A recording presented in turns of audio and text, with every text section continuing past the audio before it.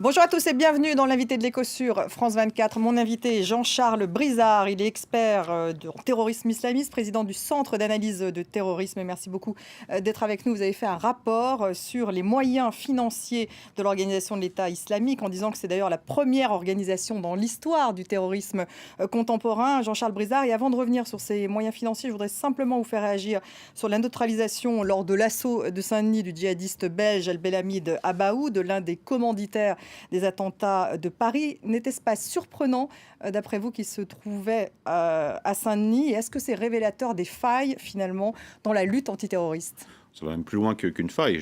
On n'est pas dans la faille sécuritaire, on n'est pas non plus dans l'échec sécuritaire, on est véritablement dans une faillite collective. Ça fait de nombreuses années maintenant, depuis les attentats de Madrid, donc 2004, que les États européens demandent le renforcement des contrôles aux frontières extérieures de Schengen, de sorte qu'on puisse contrôler, ne serait-ce que ça, systématiquement, nos propres concitoyens, parce qu'on ne peut pas le faire aujourd'hui juridiquement. Ça a été refusé jusqu'à présent, et c'est encore refusé cet après-midi par le commissaire aux affaires intérieures européen. On avait demandé également le PNR européen, de sorte qu'on puisse échanger les données passagers donc entre les pays. Ça revient sur la table, hein, bien sûr. Ça fait partie ça revient sur la table, mais examinées. ça fait des mois que la France le réclame, depuis Charlie Hebdo, depuis janvier, et d'autres États l'ont demandé encore avant la France, depuis 2004. Et cette année, toujours pas fait. Donc si vous voulez, on se demande combien de tragédies il faudra encore en Europe pour parvenir enfin à modifier des textes aussi évidents que cela.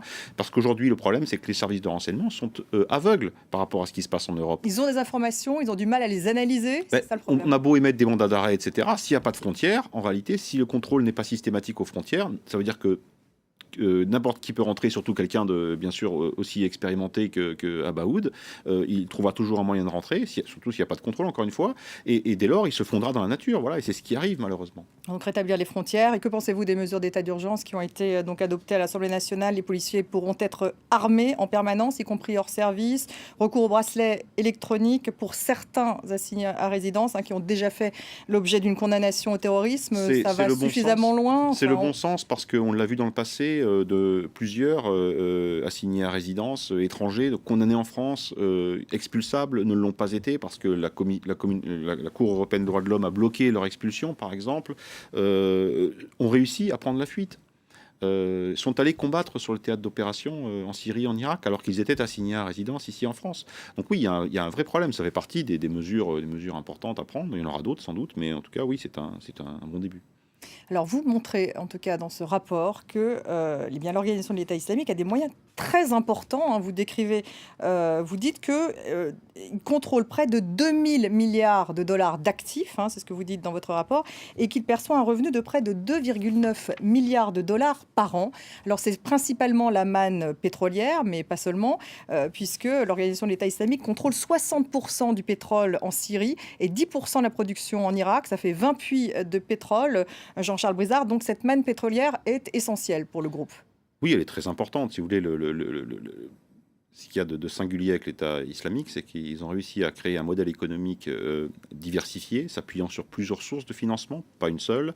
Alors le pétrole, on en parle beaucoup, oui, ça représente 25% sans doute aujourd'hui des revenus de cette organisation terroriste, mais il y a beaucoup d'autres sources de revenus, le gaz naturel, les phosphates, le blé, le coton, etc. Et surtout l'extorsion, c'est-à-dire les impôts, les taxes imposées à la population, un système d'impôts aux transactions économiques, bien entendu, aux fonctionnaires également. Il y a un prélèvement qui est fait de près de 50% dans certains cas sur les salaires des fonctionnaires, puisque les fonctionnaires continuent à être payés par le gouvernement central en Irak.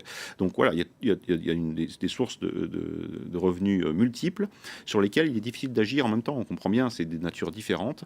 Et puis surtout, encore une fois, on est sur des matières, la plupart du temps, le pétrole, le gaz naturel, sur des matières fongibles. Donc il est très difficile à tracer lorsqu'ils sont transportés. Lorsqu'on parle du pétrole, Oui. il est vendu au quart du prix du marché. C'est ce que vous dites. On sait à qui est vendu ce pétrole, Jean-Charles Brizard. Donc il y a une traçabilité. Si les clients disent du jour au lendemain, on refuse de l'acheter, c'est possible.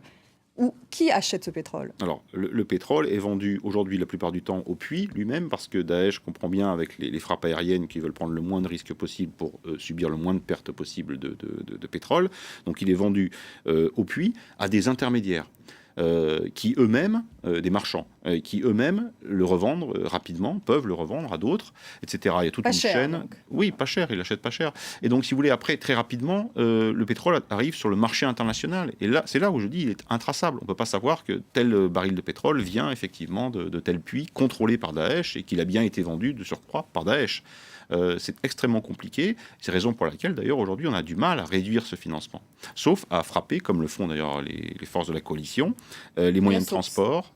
Non, les moyens de transport, les moyens de stockage et les moyens de raffinage. On ne frappe pas les puits eux-mêmes, puisqu'on ne veut pas appauvrir davantage la population, qui est déjà sous le joug de cette organisation terroriste.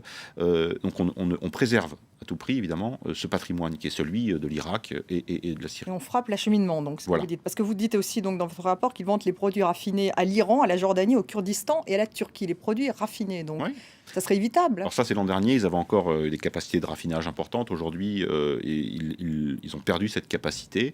Ils sont sur un modèle qui est beaucoup plus artisanal de raffinage et surtout qui sert essentiellement aux besoins locaux, c'est-à-dire aux pompes d'essence concrètement, et puis à l'effort de guerre. Et pourquoi ont-ils perdu cette capacité en Parce un que an précisément, il y a eu des frappes aériennes sur les raffineries, les grosses raffineries qu'ils contrôlaient, et également sur les stations de pompage et de stockage du pétrole. Difficile à contrôler. Alors, il y a également des flux financiers, ça vous en parlez aussi, ce sont les banques. Alors, l'organisation de l'État islamique a mis la main sur les banques des villes irakiennes et syriennes. Au total, 24 banques, si je vous lis. Est-ce que c'est toujours d'actualité en Irak et en Syrie? Et vous dites même qu'à Mossoul, ils ont mis la main sur la branche locale de la Banque centrale irakienne, un pactole de 425 millions de dollars en cash. Tout à fait. Alors, Daesh contrôle effectivement 20 banques, c'est-à-dire au total 140 succursales bancaires entre la Syrie et l'Irak. Mais en réalité, ces banques, grâce d'ailleurs à la pression internationale, n'effectuent plus de transactions internationales. Ce sont essentiellement des banques de dépôt aujourd'hui. En revanche, l'argent circule toujours, mais d'une autre manière, grâce à l'Awallah, qui est un système informel de transfert d'argent entre deux pays. Alors ça fonctionne entre la Turquie et les villes, le territoire contrôlé par Daesh, parce que Daesh, bien sûr, a besoin aussi de s'approvisionner. Elle vend des choses, beaucoup, mais elle a aussi besoin de s'approvisionner en denrées élémentaires, je dirais, pour la population. Parce que le but final de tout ça, de l'argent que récolte Daesh, c'est bien sûr de pouvoir faire vivre la population dans des conditions décentes, d'assurer un minimum de services sociaux, sanitaires, de l'eau, de l'électricité, etc. Donc tout ça est problématique aujourd'hui, parce que la population vit dans des conditions très difficiles, mais voilà essentiellement à quoi sert l'argent. Il sert aussi bien sûr à payer des combattants. Est-ce que justement il est si difficile de contrôler ces flux financiers également? C'est très difficile parce que d'abord la Wallah est un système informel, c'est-à-dire qui n'est pas du tout électronique. Très souvent d'ailleurs il n'y a même pas de relevé des transactions effectuées entre deux Awaladars. Donc c'est extrêmement compliqué effectivement d'avoir la main dessus. On est dans un modèle économique qui est autosuffisant, si vous voulez, contrairement au modèle économique d'Al-Qaïda qui lui nécessitait des donations, donc des flux financiers de l'extérieur. Et c'est la raison pour laquelle on parvenait souvent à identifier un émetteur et un récepteur. Parce que là il y a très peu de donateurs au final. Oui, et ça fait longtemps d'ailleurs, depuis de nombreuses années, cette organisation et ses prédécesseurs ont décidé d'un modèle économique autosuffisant parce qu'ils ne voulaient plus dépendre de leurs donateurs. Ils ne voulaient plus répondre aux demandes spécifiques, à la stratégie d'un donateur. Un donateur a nécessairement une stratégie et ils voulaient être complètement autonomes. Donc ils ont choisi de réduire considérablement les donations qui représentent encore aujourd'hui un peu moins de 5% du budget de l'État islamique. Alors quels sont les rôles de l'Arabie Saoudite, du Qatar et du Koweït justement dans le financement de l'organisation de l'État islamique? Ces États financent l'islam fondamentaliste dans le monde, et ce depuis de nombreuses années, mais ils ne financent plus des organisations terroristes, en tout cas pas celles déclarées par l'ONU. Ils financent en revanche des groupes rebelles en Libye, en Irak et surtout en Syrie. Donc ils ne financent pas directement l'organisation de l'État islamique? Non, des individus en revanche, oui, qui sont désignés régulièrement d'ailleurs par l'ONU, par les Américains, des individus de ces pays du Golfe, donc effectuent des donations au profit de l'État islamique ou de Jabhat al-Nusra, et ils sont désignés très régulièrement d'ailleurs lorsqu'ils sont identifiés. Mais encore une fois, ça représente une part qui est extrêmement marginale aujourd'hui dans le financement. La City de Londres, on dit c'est un exportateur net de la finance justement terroriste, d'après les autorités britanniques. Je l'ai lu également dans votre rapport, c'est toujours d'actualité? Oui, enfin, de moins en moins, si vous voulez. Ce qu'on a établi dans le passé, c'est qu'en effet, Londres avait été une plaque tournante financière pour de nombreuses ONG, pour de nombreux islamistes aussi qui s'étaient installés sur place en Grande-Bretagne et qui étaient eux-mêmes en relation avec des organisations terroristes à l'étranger. Mais aujourd'hui, c'est franchement sur le déclin. Jean-Charles Brizard, on connaît tout de même, donc, vous le dites vous-même, toutes ces ressources de l'organisation de l'État islamique à qui ils peuvent vendre donc, des marchandises d'un côté, des flux financiers de l'autre. Que peut-on faire au niveau mondial, au niveau international? Est-ce qu'il faudrait une coopération plus importante pour pouvoir tarir ces ressources? Oui, je crois qu'il y a surtout un manque d'imagination, c'est-à-dire que je lisais il y a quelques jours la déclaration finale du G20 qui s'est réuni et de laquelle, de cette réunion, on attendait des mesures très fortes qu'on nous avait annoncées, etc., sur le financement de Daesh. En réalité, on reprend les formules du passé qui ont même montré leurs limites à l'égard d'Al-Qaïda, c'est-à-dire les sanctions financières classiques, le gel des fonds. En l'occurrence, on trouvera très certainement aucun compte bancaire appartenant à Daesh ou à ses dirigeants, quel que soit le pays, et on trouvera encore moins de flux financiers avérés.